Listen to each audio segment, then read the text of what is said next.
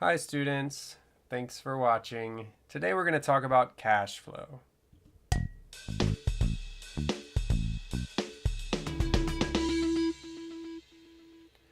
Cash flow seems simple enough. Money comes into your business, money goes out. Money goes in, money goes out. Every day money is going to come into your business and it's going to go out. And as long as we can keep some money and not be left empty-handed, we'll be okay. Money is what it's all about sometimes. But if we do run out of money, they are going to come by and they're going to take all of your stuff. And you're going to face what is known as liquidation. That's when your business stops operating, all of your stuff, your assets are sold for cash, and you are non existent anymore. It is a death sentence for a business, and we want to avoid it at all costs. So let's get to know cash flow just a little more. We use this example of a cash flow tank. You're going to see this quite a bit. And in the cash flow tank, there are three things that are happening here. One, we have cash inflow. This is money coming into your business. This can be cash received from customers for sales. It can be even receiving a loan, or if people who owe you money pay you back. We also have cash outflow. Cash outflow is when we have to pay our employees, we have to pay our suppliers, we have to spend money. It's part of doing business. And in between this, we have our cash in hand. This is the amount of cash that we are currently holding, so that if there are any outflows, then we can pay them. Every day, your cash in hand is going to change a little bit.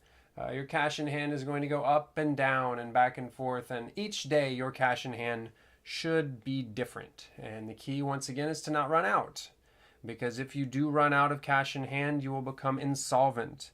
And insolvent is simply when a business cannot pay its short-term debts. You can't pay your bills or your employees. And if you become insolvent, then it can lead to liquidation that we discussed earlier.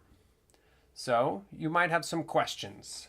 We don't want to go out of business. We don't want liquidation. So there are some natural questions about cash flow that you should be having if you are running a business. What can we do about cash flow? How much cash in hand will we have? And how much cash in hand will we need? Let's talk about how much cash in hand we will need first. It may seem simple. Let's just have as much as possible. Let's keep a giant vault full of cash in our business, and we will never run out, we'll never face liquidation. Well, the problem is that keeping too much cash in hand is a huge waste. It could be used for investment. You could use it in order to open up a new store. You could use it to invest in new technology. You can use it to become more efficient in whatever you do. Or if you can't think of any of those, at the very least, you could invest it properly and draw some interest. So keeping a bunch of cash around really is not a financially smart decision because it's just such a waste. However, as we've talked about in the previous slides, having too little cash is a huge risk, because if you are insolvent and you can't pay your bills and you have no ability to have cash outflow, you're going to go out of business. Your assets will be liquidated and you will cease operations. Another thing to consider about how much cash in hand we will need is our working capital cycle. Working capital is something that was brought up in previous sections of the course, but it's essentially our current assets minus our current liabilities. But this is a little different because this is about time. So we have our cash at the very top. And what do we do with that cash? We are going to buy materials. We're going to buy stock. Then we're going to take those materials and we're going to produce our goods. We're going to create our product, our finished product, and then eventually we hope to sell it to people, either for cash or for credit. So we might sell something. In this case, we have bought wood. We have made furniture in production, and then we have sold it on credit to our customers. Eventually, they will pay us back, and then it will be cash again. The question with the working capital cycle is, how long does this take? Does this take your business a month, a year, 2 years? If it takes your business longer, more amounts of time, if it takes your business 3 years for its cash to go through the working capital cycle and come back in the form of cash, then you're going to need more cash in hand. Once again, this working capital cycle can give us information about how much cash in hand we need. If it takes longer to go through the working capital cycle, you need more cash in hand. Imagine you run a business that you only need 1 day to go through the working capital cycle. You take cash, you buy your materials right there, you hurry and put it together, you sell it to someone for cash, and you get it right back. Well, you're not going to need to keep much cash in hand because you don't need it. Okay, let's talk about how much cash in hand we will have. So if we're trying to figure out how much cash in hand we'll have, we need to make a cash flow forecast. Now this is just a prediction on how much we think will be coming in and going out.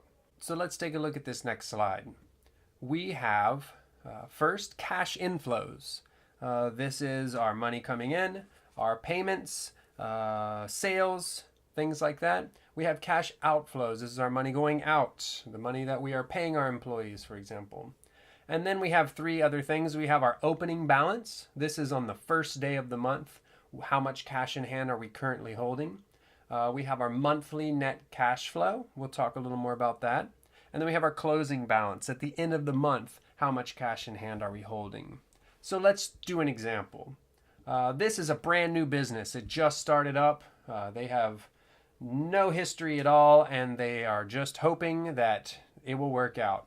The very first thing that's happened is that the owner has injected his own capital. This is one source of cash inflow. Most sole traders are going to start with this. The owner has put forth his money or her money, and it is 10. So in January, the owner put 10 in.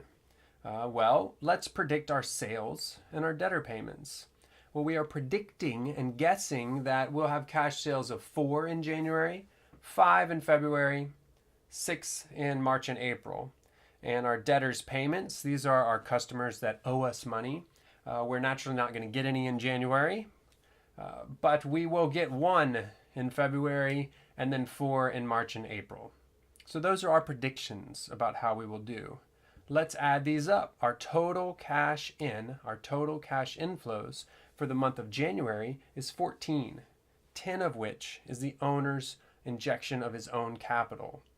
In February, we have 6, March, we have 10, and April, we have 10. We're just adding these all together. Let's look at our outflows. Common outflows are lease, rent, materials that we will need for production, our labor, our employees, and just you might see something like other costs, miscellaneous expenses. They happen. Well, let's fill this out. These are predictions.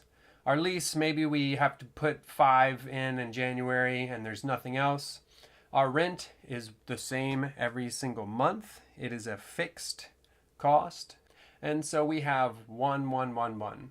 Our materials, maybe 3 in January and then 2 every month after that. Labor, 2, 2, and then maybe when our sales go up, we'll hire another employee and we'll have 3. And then other costs, we just put a few in. So let's add all these up. Total cash out, we're adding everything up and we're getting 11, 6, 6, and 7. So what can we do with this? Well, we can calculate our opening balance, our closing balance, and our monthly net cash flow.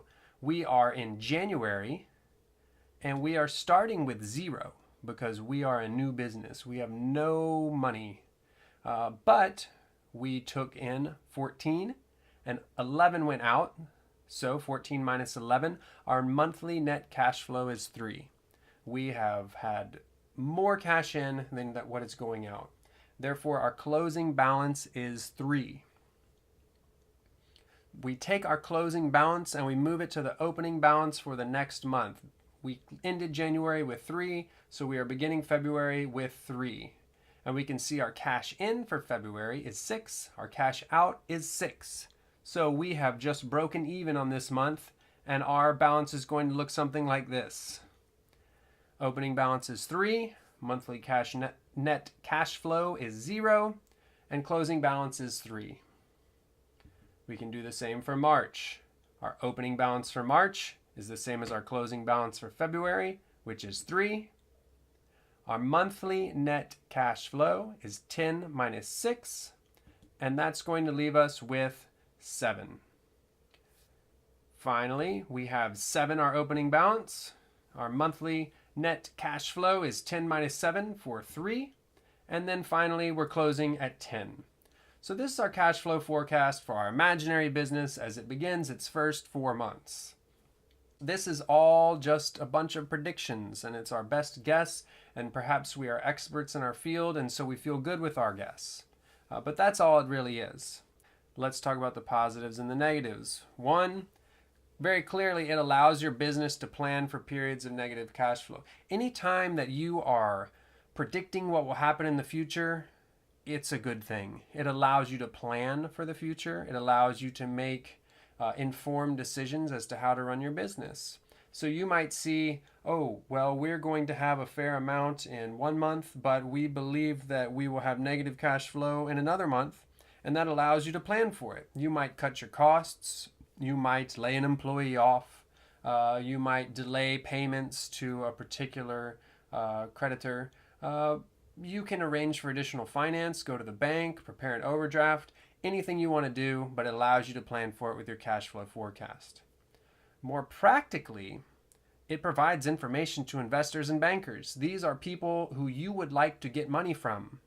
And in order to get money from investors or bankers, you need to show a full picture of your business. And a cash flow forecast will show that your business is stable, that you have plans for growing.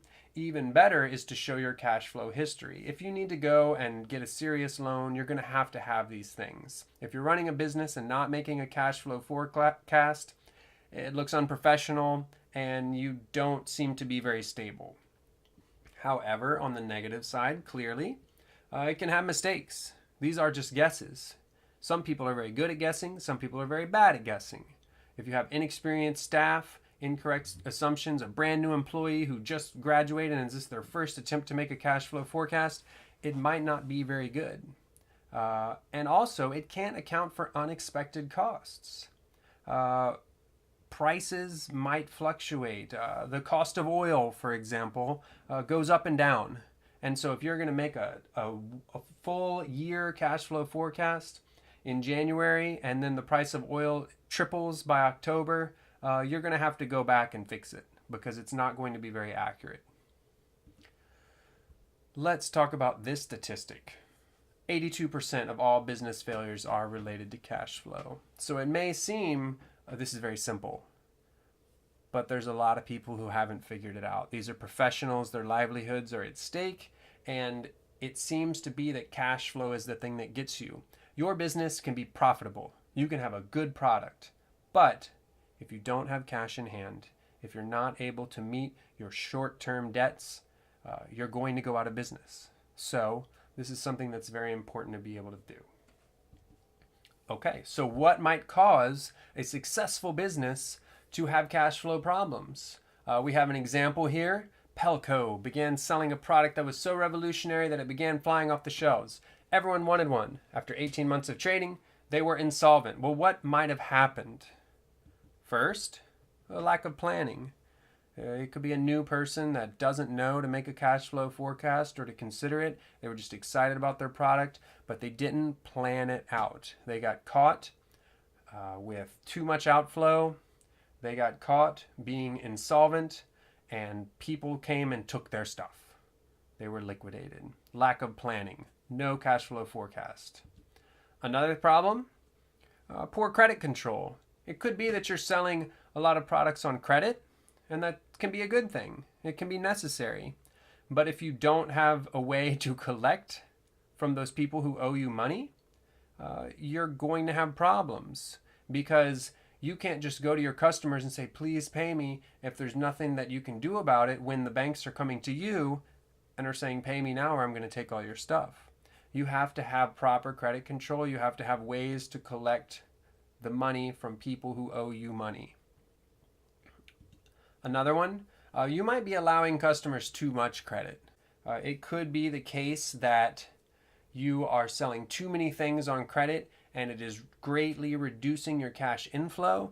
It could be that you are allowing one particular customer way too much credit in the hopes that he'll pay, and he has big dreams, but the bottom line is that he's not going to pay you back. It could be that there are some unexpected events, right? You could have a situation where some of your machinery breaks and you have to repair it. There could be a leak in the roof and you can't open your store. The cost of oil could go up, as was mentioned. There are many things that can happen that can disrupt your cash flow.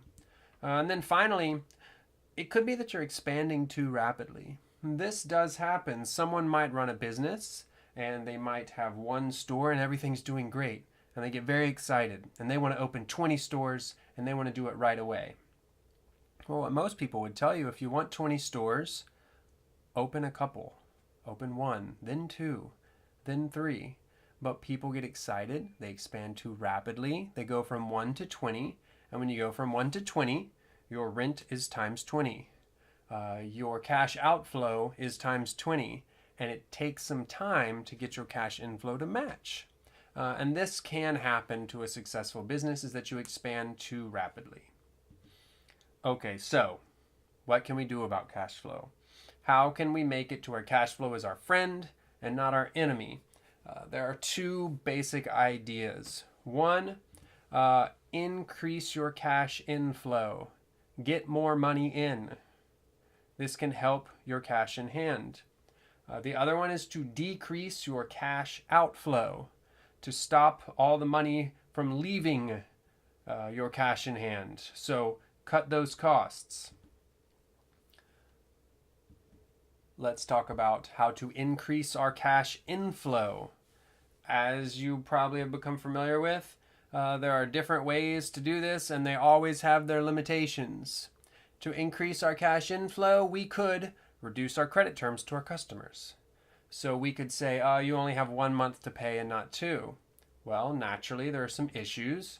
You might lose customers. Some people will only buy your product if they have 2 months to do so. Another idea, we could increase cash sales by selling at lower prices. So we can just get more sales in, we can get more revenue, we can run a clearance sale. Well, there's a problem with that, is that you might improve your cash flow, but are you improving your profits? Likely not. If you're going to put everything on sale, money is going to come in, but you might actually be losing money when it comes to profits. Well, we can take out overdrafts or short-term loans. Naturally, that's an easy way to increase our cash inflow. Just go ask people for money. Well, you have to repay that. And you will probably pay interest rates and possibly some sorts of fees. These banks are also businesses and they make money too. So that will cost you money. You could sell some of your assets. So you could sell off a factory or a branch or some of your machinery, your capital goods. There are examples of businesses selling their building and then leasing it back, right? So then they get cash inflow, but you can't use the assets that you're selling. It takes time to sell them. It's not like you can just sell your factory in an hour. It takes time. And if you are going to do lease back, well, you're adding on that additional expense of leasing your building back. So it's not good for the bottom line for profits as well. The other option, we could use a debt factoring company. So if we have a bunch of debtors that we're holding on to and they owe us money, we can sell that debt to a debt factoring company. They will take it, but they will do it at a fee. So you will lose some value. If I want to sell $1 million worth of debt that someone owes me, they're not going to give me $1 million for it. They're going to give me slightly less. And so I am losing some of my value to that debt factoring company. Another issue that I think is very important is it sends a bad message to your customers. This has happened to me before, where I owe money to some sort of furniture store, and they send me a letter and it says, hey, you're not going to be paying us anymore, you're going to be paying someone else. And then I don't know who they are, and I don't want to go to the store anymore. It really does have an impact. It sends a bad message to your customers to debt factor the debt out. Let's talk about cash outflow. So maybe we figured we can't increase our cash inflow, so let's decrease our cash outflow. Well, there are ways to do it. They all have their limitations. We can simply delay payments to our creditors. We owe some people money. Let's just not pay them till next month. Well, naturally, that's a problem because you may lose some discounts. Creditors might refuse to supply you until you pay them. So it's not always up to you. We can cut overhead spending. This is a popular one. Let's lay some people off. Our overheads are things like our utilities and our labor. And so let's use less electricity and get rid of those two people. Well, the problem is there was probably a reason that you were using those overheads. If you cut your electricity, are you cutting your business hours? Are you cutting your factory? Those two people might have been necessary for you to maintain quality products or just to run your business in general. So you can't always just lay people off, and you can't always just cut your overheads. We can delay spending on capital goods or equipment. We had these plans to upgrade our technology, but now we kind of need to decrease our cash outflow, so let's just wait a few months. Well, once again, there's probably a reason that you wanted those capital goods or equipment, and so now you might be more inefficient. Maybe your things are getting older and older and you're not producing as well. You also might not be able to expand. Maybe you had some plans to expand, but you can't do that now because you're delaying your spending. Okay, last thing we need to talk about. These three terms seem to get confused quite a bit. We have investment, we have profit, we have cash flow, and the course wants to make very sure that you understand the difference between them. So let's just talk about investment and profit. Investment, when we talk about businesses, is specifically capital expenditure. It's spending on projects, equipment, resources, materials. We can, for example, buy a new factory. We can upgrade our machinery from old machinery to new machinery. We can buy more resources. So, we got a really great deal on this product and we're going to buy it all at once because it's an investment that will pay off in the long term. Well, it can cut into your cash flow because it is a cash outflow, and then you have less cash. It's very simple. But that's what we mean when we talk about investment in the business management course, is it is capital expenditure. Those are the same thing. And then finally we have profit. Profit is very simple. It's financial gain. Profit is a more complicated thing. You have done a profit and loss statement, but it doesn't pay the bills. Cash pays the bills, cash in hand pays the bills, and you need cash flow to pay the bills. Profit is great. Profit is what we're trying to get, but it is completely different from cash flow. Cash flow is the timing of payments and receipts. How quickly can you do it? How efficiently can you do it? That is it. I want to thank you for watching. I hope that you ask any questions you have in the box, and I will see you in class.